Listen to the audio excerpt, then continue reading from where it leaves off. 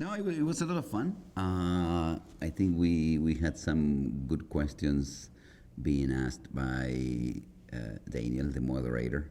I think we touched in many pretty relevant points that the audience probably was trying to hear about. We covered from different angles, so it was nice because the panel was a nice mix. People that knew more about content, other ones more about Asian, other ones more about programming. My case more about the media side.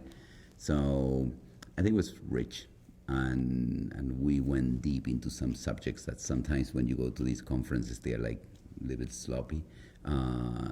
We went into the point, and we were putting, I think, some pretty relevant, at least from our perspective, things that are relevant for the people that come to these events, and they try to get something, not just see people there talking about the same stuff.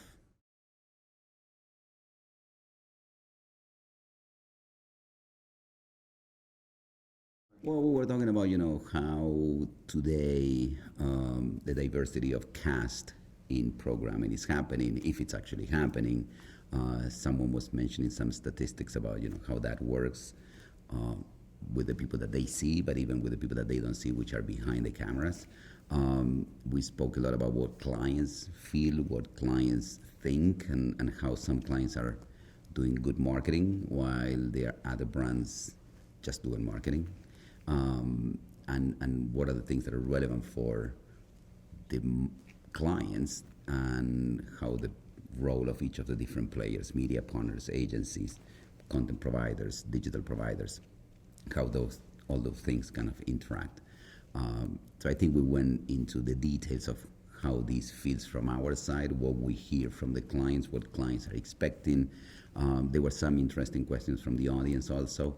About what clients are looking for that agents are not providing, and stuff like that. So no, I would say I think it was pretty interesting for being 1 hour there.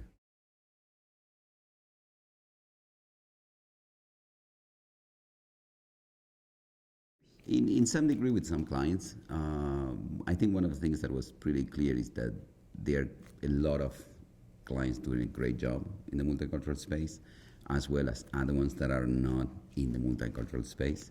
I think that there's still a problem of catching up, which is a little bit awkward because the population is moving, but marketing is not moving at the same pace. I particularly mentioned that there are three big events coming soon. 2016, the elections, which are going to make a big impact, and they're going to, again, highlight the importance of the multicultural segments. 2018, the World Cup, which is becoming more mainstream in the US, so it's going to be really important. And then in 2020, the census, which has been every 10 years kind of the way for everyone to open their eyes and say, oh, wow, there are a lot of people out there that I didn't know about. Again, I think that those things are relevant, but it's also relevant the coverage that those things get into the important press, I would say. I usually joke that whatever the times I repeat something, it doesn't matter until the New York Times publishes. So I think that is important. And they talk about the census, so they talk about the World Cup, or they talk about the elections. It comes in the big guys, press-wise, everyone pays attention. And what is clear also is that if you engage the CEO or the C-suite of a company, then it flows much faster. So it's clear a top-down approach. When you get those guys understanding what is happening from a population perspective and how important and relevant that is for the brands and the opportunity that they are missing, everything starts kind of getting into the right place.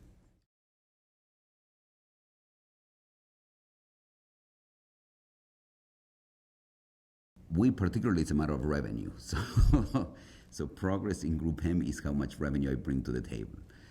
The good news is that it's been working. So you can look at progress in different ways. I would say that more than progress is looking at results. If you see that you're moving the needle, let's put it on a brand. If the brand is moving the needle and they know that that needle is being moved because they are engaging the multicultural consumer, and those multicultural consumers are actually helping that brand to gain market share, period. You don't need to explain too much. Those guys come back.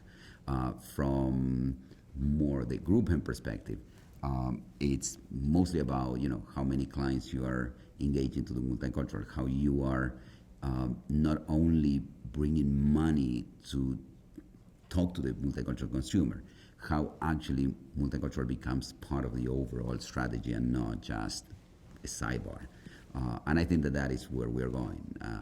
As a matter of fact, we are changing the way we operate at the agencies, making everything absolutely integrated and not, okay, I'm going to do general market, and when I'm done, I'm going to jump into multicultural, which still happens with some clients.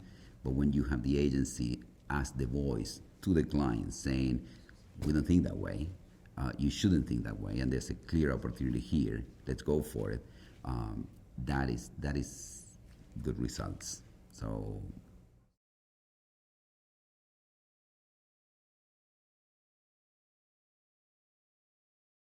more than separate the data, you have to look at the data. So I think that everyone knows at this point that there's a ton of data out there. I think the biggest challenge is connecting all those pipes with data and understanding that that data all together means something. GroupM particularly, again, it's investing a lot of money in making this happen, to the point where we are building databases that are connecting different sources, and we're talking about over 2,000 data sources, and understanding who these people are, how they consume, what they engage with, if they react to a campaign, if they don't react to a campaign, why they react, what do those people that react to something have in common. Again, it's not just about having data in silos, it's actually having all the data connected. And data, it's massive. So the other part of the equation is you need not just to have the data, actually have systems that can look at that data in a timely manner, and you can actually take action with that data. If not, it's just a whole bunch of paper that no one cares.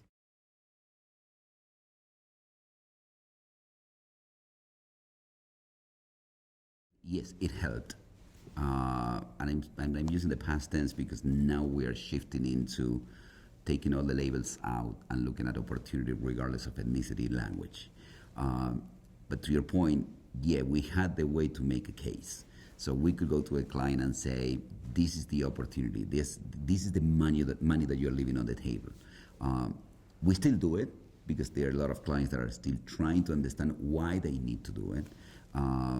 Actually, yesterday night I was talking with one of our clients, and there's now a huge meeting happening at their headquarters because we found out that I would say the price of doing something is 600 million, and no one wants to leave 600 million on the table.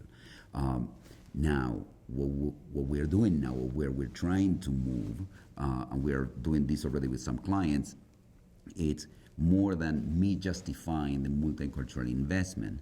It's looking at the opportunity overall, take it all the labels out, and then from that opportunity understand what these people have in common and what are the nuances of these people. And again, nuances in a very broad way, not nuances from, oh, they speak Spanish because they are Hispanic, or, oh, by the way, they happen to be African American. That might be a nuance, but there are other nuances that are related to the product opportunity. It might be a strategic nuance. I was talking to someone recently about Greek yogurt. Greek yogurt 5 years ago was nothing. Someone was smart enough to find that nuance. There was a group of people, still small, but the opportunity in the long term was huge. Today, the ones that are jumping into selling Greek yogurt are late because a couple of brands did it already. So that nuance, it's not related to ethnicity or it's not related to a language. It's related to a strategic opportunity of a group of people that are consuming a specific product in a very specific way, but over time tends to become something more mainstream.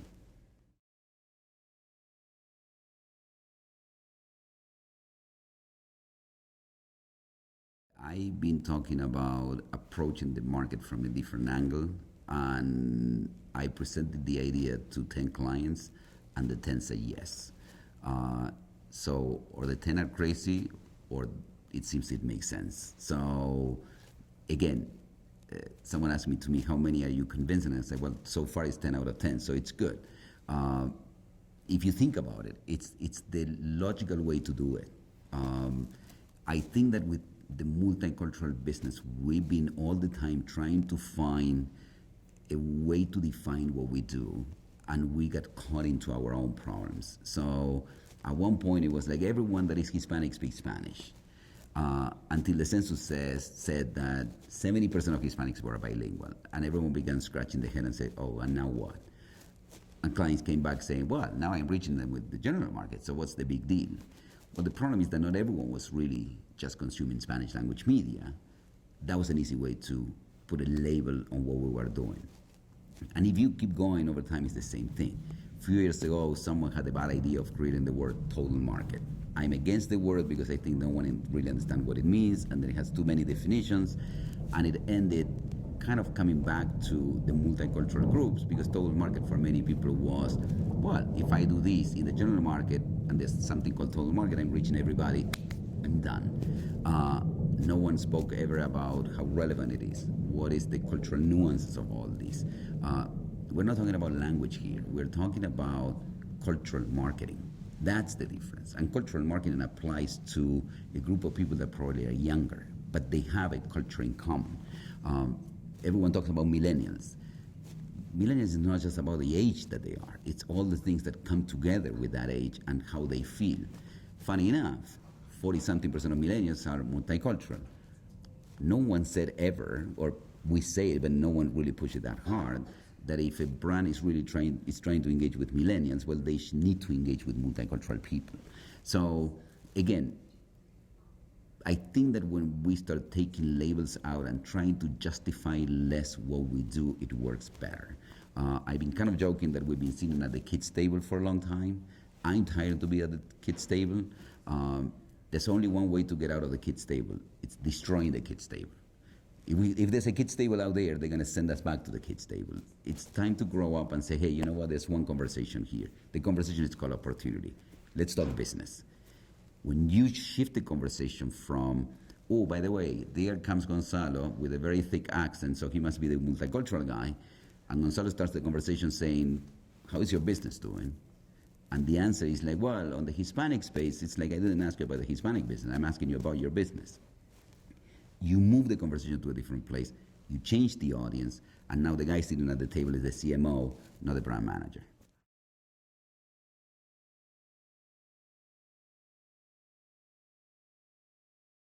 Yeah, I know where you're going. It's funny because at the end of the day, there's a new mainstream America, but we still don't behave mainstream. And we still have this little ego inside that, hey, don't say that, that's a Hispanic thing. Or don't say that, that's a black thing. I don't suffer that because I'm still a tourist here. I've been many years and I'm actually an American citizen, but I still feel that I'm the minority, so I can kind of cross the line. But I think we need to be careful in how we say something, making it relevant and making it authentic. And I think that you kind of avoid the issue when you're really authentic and you're not just faking it. I think the problem is when it's very clear that you're faking it. And that's when people say, hey, hold on, you're crossing a line here. You're trying to be like me, but you're not. Now, if you're trying to be like me, and I feel you are like me, but then you're not trying anymore. You are like me. You get me. You know what I feel. You know how I am. So I don't feel that you're trying to invade me. I think you're trying to engage me. And I think that makes a huge difference.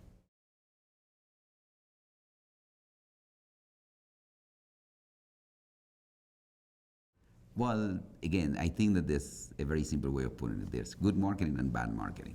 There's nothing in between. You cannot be half pregnant. You cannot do marketing halfway. Or you do it right or you do it wrong.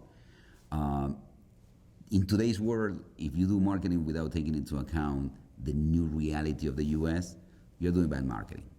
And that's the end of it.